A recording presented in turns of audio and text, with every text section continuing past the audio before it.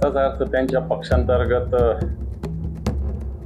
हा विषय दिसतो, पण तो भारतीय जनता पार्टीवर नाराज नाही हा मुद्दाही मला असं वाटतं चुकीचा आहे. कारण भारतीय जनता पार्टी या समीर भुजबळावर सगळे आरोप आहेत वेगवेगळ्या पद्धतीनं, या कारणानं भारतीय जनता पार्टी नाही म्हटली असू शकते किंवा राष्ट्रवादी काँग्रेस सुद्धा नाही म्हटली असू शकते.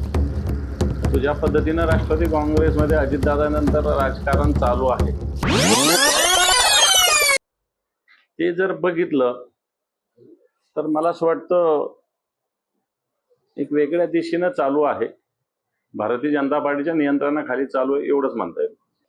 पटेलांच्या निकटवर्ती आहे का नाही आहे मला नाही माहिती, परंतु मी आधीच सांगितलं की ज्या पद्धतीनं राष्ट्रवादी काँग्रेसमध्ये अजितदादानंतर राजकीय निर्णय घेण्याची प्रोसेस सुरू झालेली आहे, ती प्रोसेस शंका निर्माण करणारी, जशी पुण्याला काकडेंचं उमेदवारी तशीच जैनांची उमेदवारी, या बाबतीत निश्चित राष्ट्रवादीचं जे कोण नेतृत्व आहे त्याच्याकडं मला असं वाटतं प्रश्नार्थक चिन्ह निश्चित त्यांच्या पक्षात आहे आणि ओव्हरऑल राजकीय दृष्ट्याने सुद्धा आहे. सगळ्यांनाच ठोकावं लागेल, एकही मंत्री आत्ताच्या घडीला महाराष्ट्राच्या मंत्रिमंडळातला योग्य जनतेचं काम करणे. आत्ताच मला किमान 3 फोन आले सकाळपासून, नुसते संभाजीनगर नव्हे तर सोलापूरहून आला, एक फोन मला नाशिकहून आला. शेतकऱ्यांना 2 तास सुद्धा वीज मिळत नाही. महाराष्ट्रातली स्थिती आहे. महाराष्ट्र आपण फार पुढारलेला अमृत काळ, काय पंचामृत, काय काय काय काय म्हणतात, पण 2 तास शेतकऱ्याला वीज मिळू शकत नाही अशा प्रकारची स्थिती आजच्या घडीला या महाराष्ट्रात आहे. आणि म्हणून बच्चू भाऊंना मला असं वाटतं मंत्र्यांना ठोकायचं असेल तर या राज्यातला एकही मंत्री उरणार नाही की ज्याला ठोकायची गरज नाही. आणि बच्चू भाऊनी खरंच हिंमत असेल तर बच्चू भाऊनी किंवा त्याच्या कार्यकर्त्यांनी एखाद्या मंत्र्याला ठोकलंच पाहिजे, आम्ही त्यांच्यासोबत आहोत. असे मनात मुख्यमंत्री खूप जण होऊ शकतात, मला मी होऊ शकतो, आणखी कोणी होऊ शकतो, त्याला मनातल्या मुख्यमंत्र्याला काय अर्थ आहे का? त्याला मनातल्या जनातल्या आणि प्रत्यक्ष शपथविधी घेतो या मंत्र्यात मुख्यमंत्र्यात फरक असतो. त्याच्यामुळं बच्चू भाऊ असेल, नरेंद्र भोंडेकर असेल, यांनी मनातलेच आता मांडे खावे किंवा धोंडे खावे. हे पाहता ते 2 पक्ष एकमेकांपासून वेगळे झाले, त्यामुळे एकमेकांच्या विरोधात ते बोलणार, ते काही एकमेकांच्या आरत्या थोडी ओवाळणार आहे. त्याच्यामुळे ज्या पद्धतीनं अजितदादा वेगळे झाले त्याच्यात तटकरेंचा सुद्धा मोठा सिंहाचा वाटा आहे. म्हणून शल्य दोघांच्या मनाला असेल, त्यामुळे दोघे एकमेकांची अशी भूमिका, मला वाटतं 2 वेगवेगळे राजकीय पक्ष आहे, ते एकमेकांमधून फुटून निघाले. एकमेकावर टीका करणं, टिप्पणी करणं हे मला वाटतं नैसर्गिक आहे. असं ठिकठिकाणी होतंय, ठिकठिकाणी असंच होतंय. जे राजुराची घटना आहे, वाटतं ही गंभीर घटना आहे. काल मला नवी मुंबईहून एक फोन होता. एका पोलीस स्टेशनमध्ये एका विवाहित महिलेने एका सत्ताधारी पक्षाच्या नगरसेवकाविरुद्ध तक्रार केली. गुन्हा महिनाभरात दाखल होत नव्हता, गुन्हा दाखल झाला. ज्या विवाहितेनं गुन्हा दाखल केला, कंप्लेंट केली, तिलाच घर खाली करायला पीआय जातोय. पीआयने सांगितलं का घर खाली कर. म्हणजे कशा पद्धतीनं पोलीस काम करतात याचं उदाहरण हे आहे.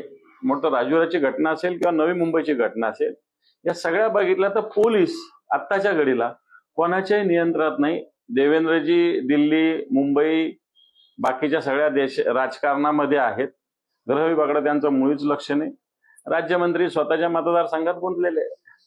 खरं तर हाके जरांगे बोलले तर हाके बोलतात, नाही तर हाके झोपलेलेच असतात, असं एकंदर सगळं चित्र दिसतंय. त्याच्यामुळं हाकेंचा बोलविता धनी कोण आहे मला माहिती नाही. धमक्या तर पोकळ देतात ते मुख्यमंत्र्यांना वगैरे, पण मला ओव्हरऑल दिसतं की ते मुख्यमंत्र्यांसाठीच काम करतात, ओबीसीसाठी नाही.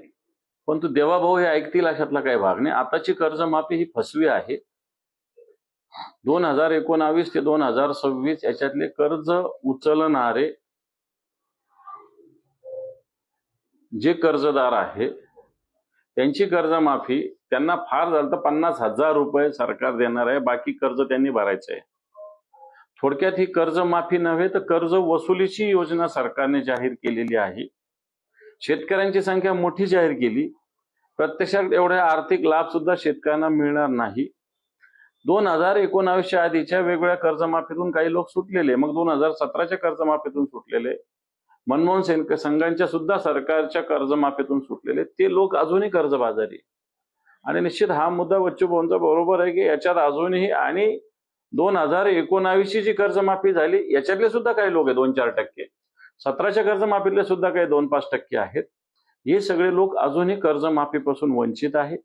आणि प्रत्यक्षात आताच्या घडीला सरकारची कर्जमाफी योजना नसून कर्ज वसुलीची योजना सरकारने सुरू केलेली, असं या कर्जमाफीचा जो अध्यादेश आलेला आहे तो वाचला आम्ही काल. त्याचा आम्ही भर चौकामध्ये त्याला जाळलेलं आहे, कारण हे शेतकऱ्यांच्या हिताचा हा अध्यादेश नाही. सरकारने सांगितलं होतं 7-12 करू, कोरा कोरा कोरा 3दा म्हणले देवेंद्रजी, पण आता तुम्ही केलेली फसवी कर्जमाफी, फसवी फसवी फसवी. बरोबर मुद्दा आहे त्यांचा की सरकार बेसिक विषयाकडे दुर्लक्ष करतं, गवगवा करणाऱ्या विषयाकडे जास्त लागतं. परीक्षा मला असं वाटतं विद्यार्थ्यांच्या, लाखो विद्यार्थ्यांच्या जीवन मरणाचा प्रश्न आहे. आणि आज कोणती परीक्षा असो, पेपर लीक हे ठरलेलंच आहे. मला वाटतं एक वर्ग असा आहे की परीक्षा देण्यापेक्षा पेपर कसा लीक करता येईल याच्यावरच लक्ष ठेवतो, आणि त्याच्यामध्ये सरकार दोषी आहे हे सत्य आहे. आणि म्हणून जर एवढे विश्वगुरु जर नरेंद्र मोदी साहेब बनत असतील तर मला असं वाटतं एक साधा पेपर सुरक्षित नीट परीक्षा केंद्रावर का जात नाही हा त्यांच्या मनातला प्रश्न, हा सर्वसामान्य युवकांच्या मनातला प्रश्न खरा आहे. नाही, खरं तर मी म्हणेल या पुरुष कार्यकर्त्यांनी, पुरुष जे कोणी असेल, कार्यकर्तेच मी शब्द नाही वापरणार, ज्या कोणी पुरुषांनी याचा फायदा घेतला असेल खरं तर त्यांच्याकडून 1-1 रुपया वसूल केला पाहिजे आणि यांच्यावर गुन्हे दाखल केले पाहिजे. मी महिलावर नाही म्हणणार, काही महिला, 80 लाख महिला जरी यांनी कट केल्या असल्या त्यांच्याविषयी नाही बोलणार, पण ज्या पुरुषांनी अशा पद्धतीनं 14,000 असेल, नाही तर 1400 असेल, नाही तर 14 असेल, यांच्यावर खरं तर एक फौजदारी गुन्हा दाखल केला पाहिजे. ज्या अधिकाऱ्यांनी यांचा फॉर्म मंजूर केला त्यांच्यावरही गुन्हा दाखल केला पाहिजे, आणि हे अधिकारी आणि ज्यांनी पैसे उचलले त्यांच्यावरून ते पैसा, 1-1 पैसा वसूल केला पाहिजे.